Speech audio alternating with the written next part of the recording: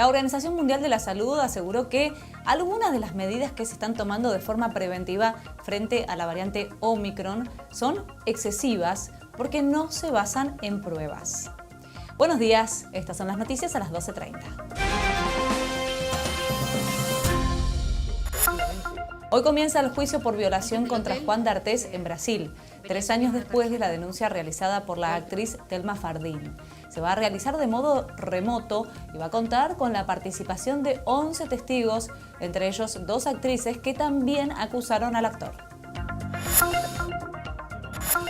El presidente Alberto Fernández encabezó una nueva reunión del Gabinete Económico. El encuentro se dio mientras el gobierno negocia un acuerdo con el FMI y trabaja en el plan plurianual para presentar al Poder Legislativo. Según la prueba ERCE de la UNESCO, que compara los aprendizajes en matemática, lectura y ciencias en 16 países, la Argentina está por debajo del promedio regional en 4 de las 5 evaluaciones.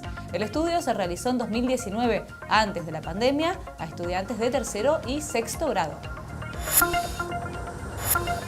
Desde mañana el subte vuelve a su horario prepandemia. De lunes a viernes va a operar de 5:30 a 23:30 y los sábados de 6 a 24 horas. Los domingos y los feriados va a funcionar de 8 a 22. Subterráneos de Buenos Aires recordó que siguen vigentes todos los protocolos sanitarios. Boca recibe a las 19:15 a Newell's por la fecha 23 de la Liga Profesional, partido que fue suspendido el domingo pasado por la tormenta. Además, juegan San Lorenzo Sarmiento y Banfield Independiente.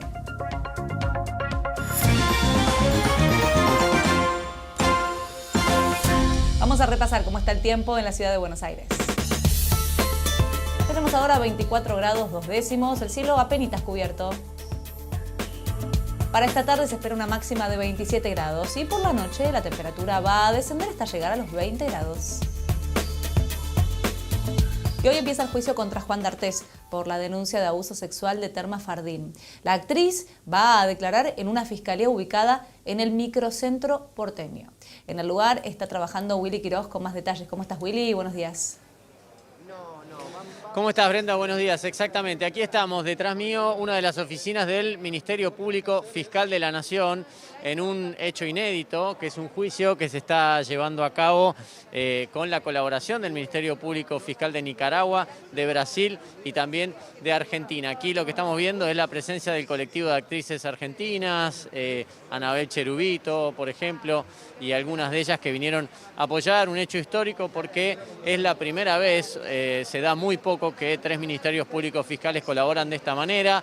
El juicio se está llevando a cabo en Brasil. Thelma Fardín va a prestar declaración a las 14 horas, ingresó cerca de las 11:30, lo va a hacer de manera virtual y Juan D'Artés va a ser juzgado en Brasil en una pena que contempla de 8 a 12 años de prisión. En caso de ser encontrado culpable, va a cumplir su condena en Brasil, porque Brasil no extradita a sus habitantes, pero sí permite juzgar en su país por hechos cometidos en otro país. Es por en Nicaragua y el hecho se está juzgando en Brasil y Juan D'Artés, como decíamos recién, va a ser juzgado y encontrado culpable. Si es, encontrado culpable, va a cumplir su condena en Brasil. Se prevé que hoy y mañana haya declaraciones de 11 testigos que se van a presentar.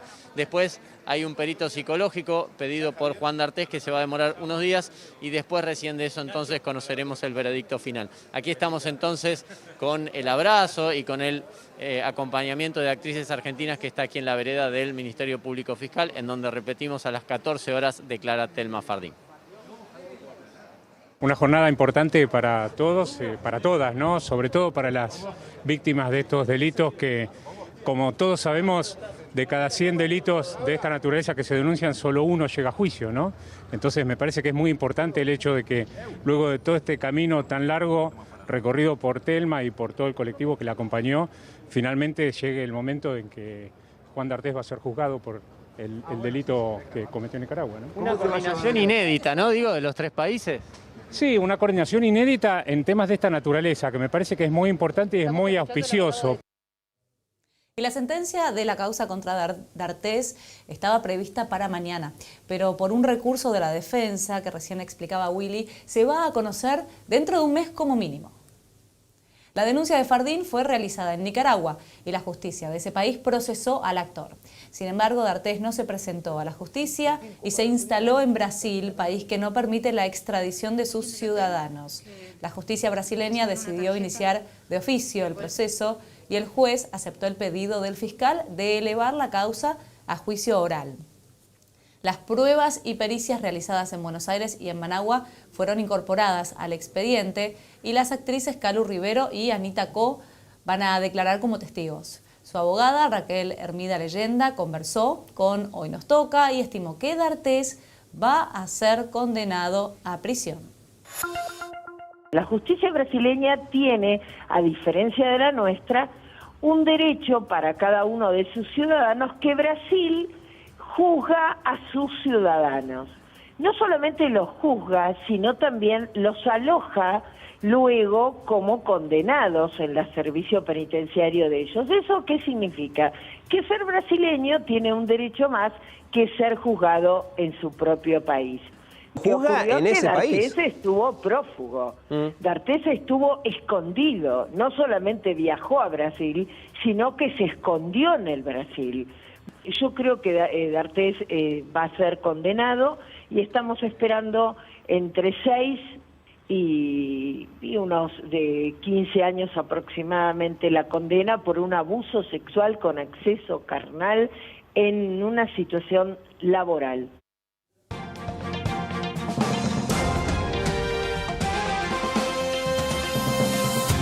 Y Alberto Fernández encabezó esta mañana una reunión clave del Gabinete Económico. El gobierno está trabajando en el plan plurianual que espera presentar al Poder Legislativo próximamente y busca además impulsar otros proyectos en las sesiones extraordinarias. Entre ellos, el fomento al desarrollo agroindustrial y la movilidad sustentable y el desarrollo de la industria del cannabis. Todo esto en el marco de las negociaciones que el gobierno mantiene con el FMI por 44.000 millones de dólares y que espera encauzar antes de marzo.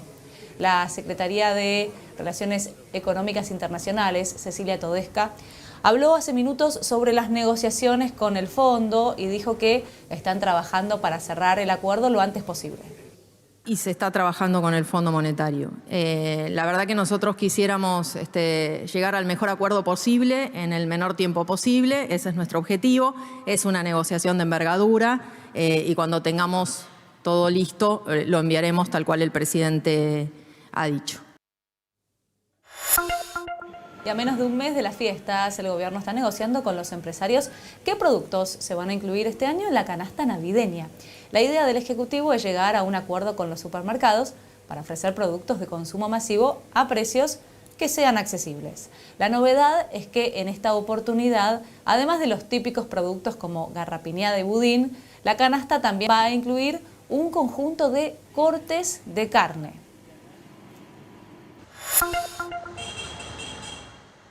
Cambiamos ahora de tema porque por un falso rumor que circuló en WhatsApp, el Banco Central tuvo que salir a desmentir un supuesto corralito encubierto. A través de un comunicado, la autoridad monetaria aclaró que las decisiones que tomó la semana pasada referidas a la posición de cambio de las entidades financieras no tienen ningún efecto sobre los depósitos en dólares en el sistema, ni con los activos que los respaldan.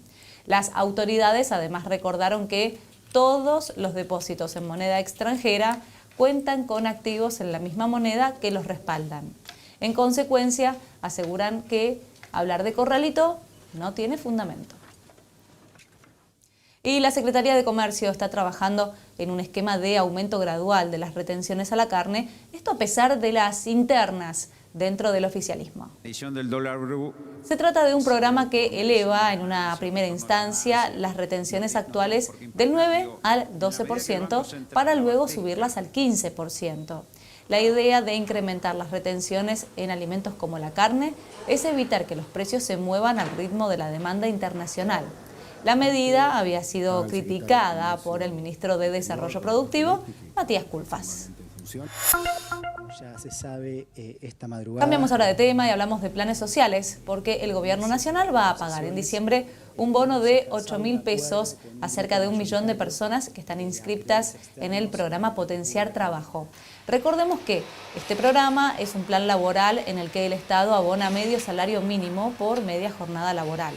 Los movimientos sociales le reclaman al Ejecutivo que, además, active antes de fin de año un refuerzo de la asignación universal por hijo. Y diputados de Juntos por el Cambio pidieron el juicio político contra los jueces que sobreseyeron a la vicepresidenta Cristina Fernández de Kirchner en la denominada causa Otesur-Los Sauces.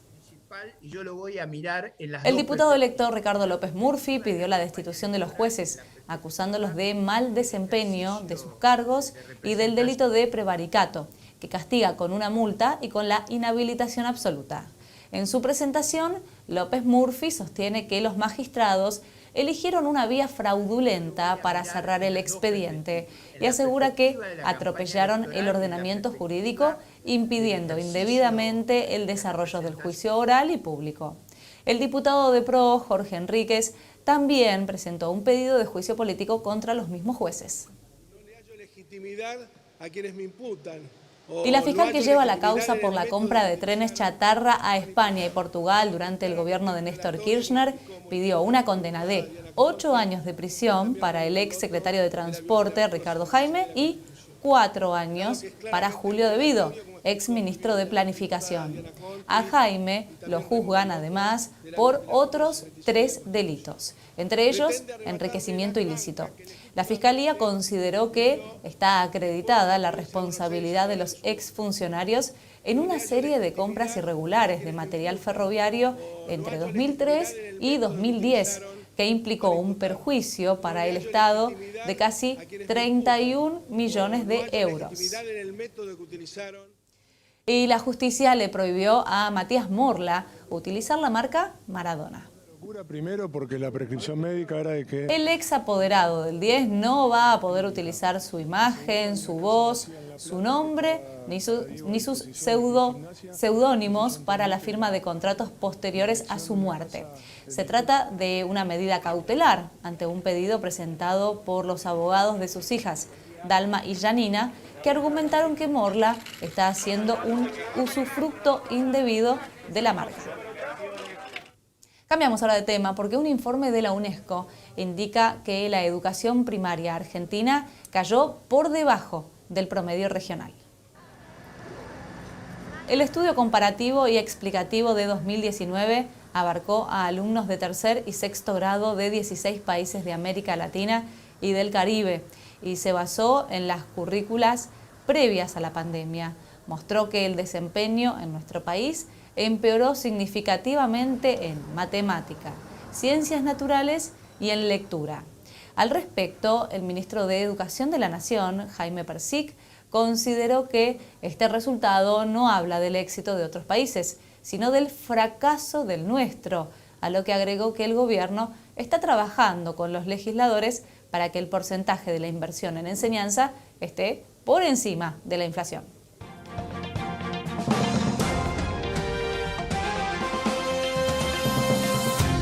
Y empresarios y la oposición en Honduras reconocen la victoria electoral de Xiomara Castro. Si el recuento de votos no da un vuelco inesperado, después de 12 años de gobierno conservador, el país centroamericano, el segundo más pobre del continente, dio un giro a la izquierda y eligió a una mujer para conducir la nación los próximos 4 años.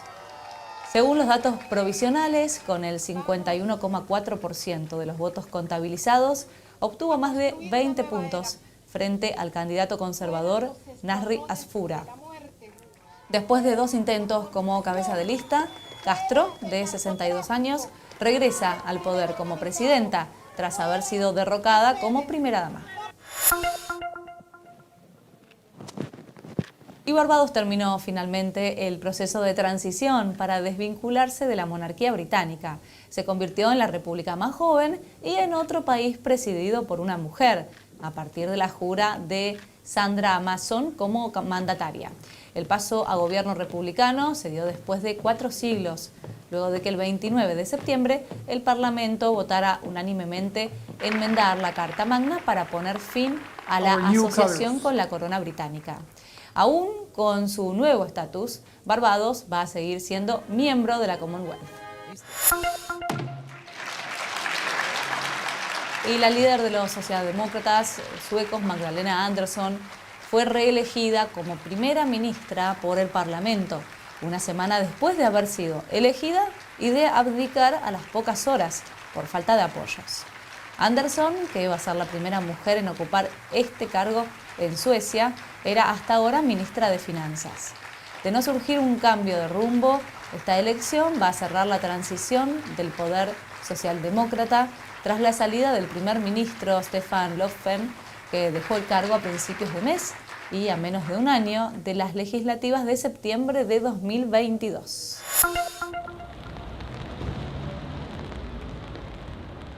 Intensas lluvias caídas en los últimos días en la llamada cornisa cantábrica, la costa norte española, provocaron desbordes de ríos e inundaciones en las regiones de Cantabria y el País Vasco. Las precipitaciones, que en algunos lugares cayeron en forma de nieve y hielo, y el agua anegó calles, rutas, viviendas y locales, además de un polígono industrial. Según las autoridades, no hubo que lamentar víctimas, aunque los bomberos tuvieron que rescatar a algunas personas que quedaron atrapadas en sus autos. Mientras tanto, en el estado norteamericano de Washington, continúan las precipitaciones que ya causaron serios daños a la población, aunque se espera que las próximas tormentas no sean tan severas como las de los últimos días. Se pidió a los residentes de 2 poblados cercanos a la frontera con Canadá que evacuaran voluntariamente ante la posibilidad de nuevas crecientes. Las autoridades estimaron que en el condado de Whatcom el fenómeno causó hasta el momento daños estimados en $50 millones. Y los laboratorios que producen las vacunas contra el COVID-19 ya empezaron a analizar si sus fórmulas son efectivas frente a la variante Omicron. De este y otros temas vamos a hablar después de la pausa. Ya volvemos.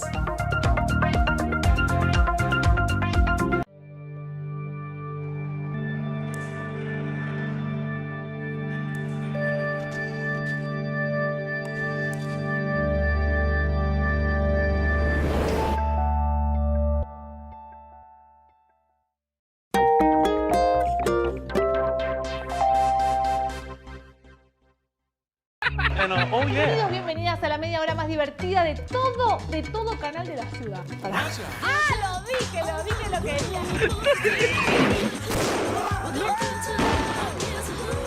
No, porque me encanta.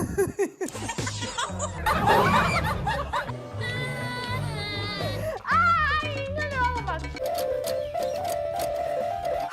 Bueno. Uy, cualquiera dije. De lunes a viernes a las 19 y los sábados y domingos a las 16. Enredada en el canal de la ciudad. Y los laboratorios que producen las vacunas contra el coronavirus ya empezaron a analizar sus fórmulas frente a la variante Omicron. El Instituto Gamaleya informó que la vacuna Sputnik V y la Sputnik Light neutralizarán la nueva variante, ya que han demostrado ser altamente efectivas contra todas las mutaciones hasta ahora conocidas. Los científicos dijeron que en el caso poco probable de que se necesite la modificación de la vacuna, la nueva versión de Sputnik puede estar lista para la gran producción a gran escala dentro de 45 días. La farmacéutica estadounidense Moderna adelantó que la efectividad de la vacuna podría ser menor contra la nueva variante y empezó a trabajar en una nueva versión de la fórmula. Mientras tanto, el director ejecutivo del laboratorio recomendó aplicar un refuerzo con dosis más altas para los adultos mayores y para las personas con comorbilidades. Por su parte, la Universidad de Oxford afirmó que, si fuese necesario, puede actualizar rápidamente la vacuna que desarrolló con el laboratorio AstraZeneca. Y Japón detectó su primer caso de Omicron y mientras avanza en el mundo la propagación de esta variante, los países implementan nuevas restricciones. En las últimas horas, Reino Unido volvió al uso obligatorio del barbijo y Ecuador prohibió el ingreso de viajeros procedentes de 8 países africanos. El presidente de Sudáfrica volvió a criticar las restricciones internacionales y se mostró decepcionado con los países africanos que se sumaron a las prohibiciones.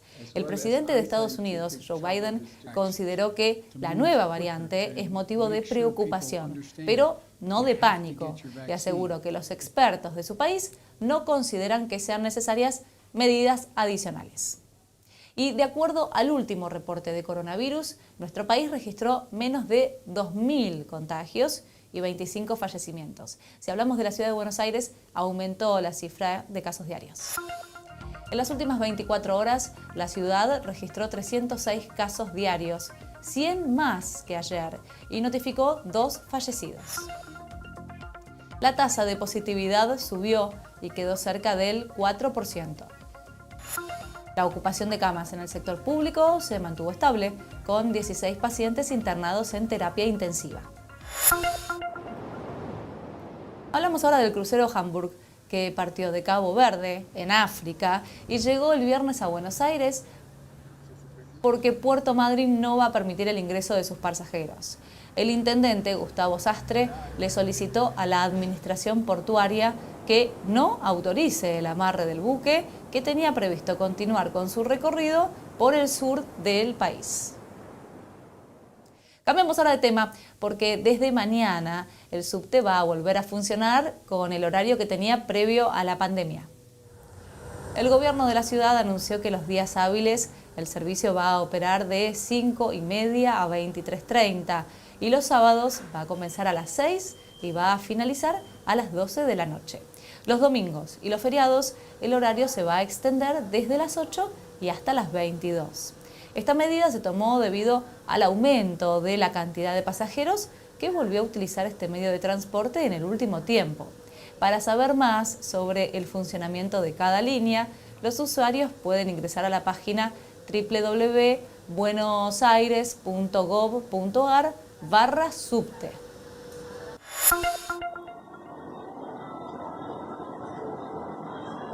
Y renunció el abogado defensor del menor que golpeó al playero de un estacionamiento ubicado en Montserrat. El adolescente de 17 años sigue prófugo.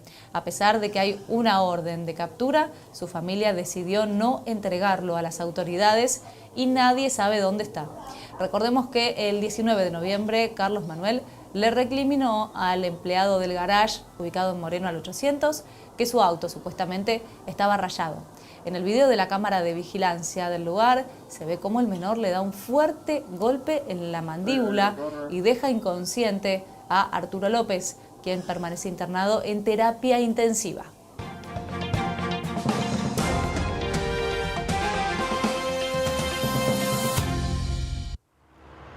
Hablamos de fútbol, hablamos de Boca, porque desde las 7:15 va a enfrentar a Newell's por la 23ª fecha de la Liga Profesional. Recordemos que este partido debía jugarse el domingo a la noche, pero Patricio Lustó, el árbitro, decidió suspenderlo por las intensas lluvias que anegaron el campo de juego de la Bombonera.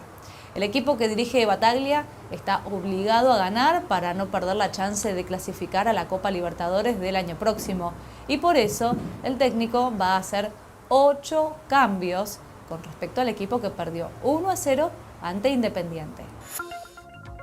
Además se van a disputar otros 2 partidos.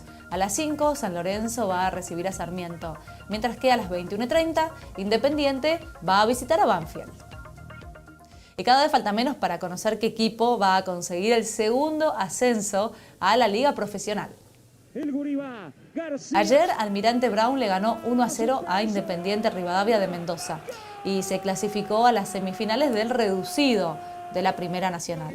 Ferro perdió ante San Martín de Tucumán, pero también pasó de ronda, ya que había ganado 3-1 el partido de ida. Quedan 4 equipos en la búsqueda de acompañar a Tigre en la máxima categoría del fútbol argentino.